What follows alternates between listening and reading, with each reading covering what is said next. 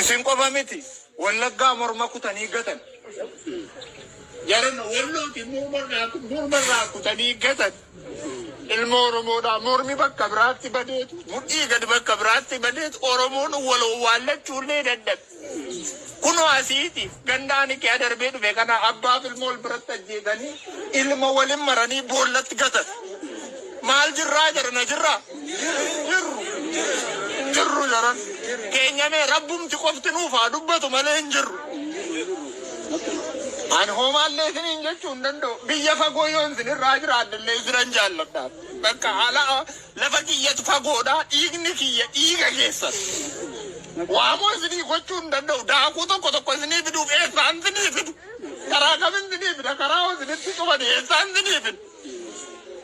gaaratti gashanii akka bofaa akka bineensaatti ari'anii gaartulluutti ol fingashanuu eessaan isinii fidu oromoo yoo taane hin duunaayi hin dhumnaa maal taane reechi rabbis nu gate namnis nu gate bara biyyi wal harkaa fuudhee nyaatu keessa waan bunnu dhabne jaran walii keenyaaf illee kennuu dadhabne amma ajaata akkan sinitti maddaan jabaadhaa argan kennina rabbis waliin haa ta'u dhugaan keessan sinaa tiksitu oolchee sinaa bulchu harki hamtuu kana rabbi sinirraa haa kaasu lafa keessan irra kabbaana faataa hamtuu keessan rabbi sinirraa haa kaasu biyya keessan irra bilisummaa jiraadha kana maala qaba yoo karaa fatan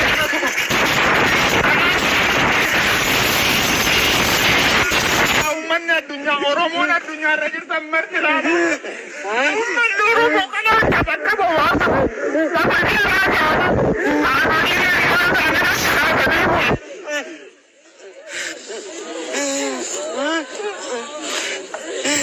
نونا أبو منا نونا يا سدينا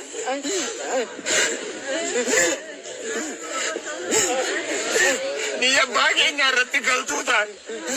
dia bagai nyarati kanatutan dia bagai nyarati kota ne ya sudah dah mata ke nyarati ra sudah dah aske saati jarti gulesi wanda fakanan an mata ketan sheikh abbas ambe kon sheikh ni tokko jira kana kada himata dit walitti qabe jiratu hidane nan jennan halkan tokko guutum boyat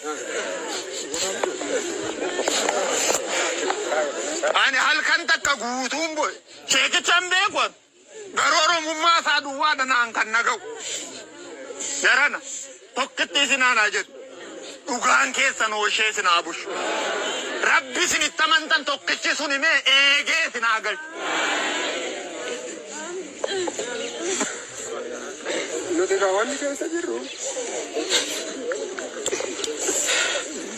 Jordan magartan kanasi Diska irratti tamadanii amaarri dhufeera hawwatee nurratti dhukaasee